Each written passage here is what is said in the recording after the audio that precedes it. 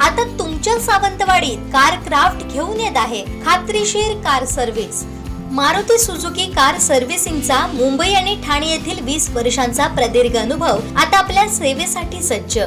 पत्ता car craft services private limited, plot number 21, जुना मुंबई गोवा महामार्ग, चितारी हॉस्पिटल जवळ, कोलगाव भोम, सावंतवाडी। आजच अपॉइंटमेंट बुक करा।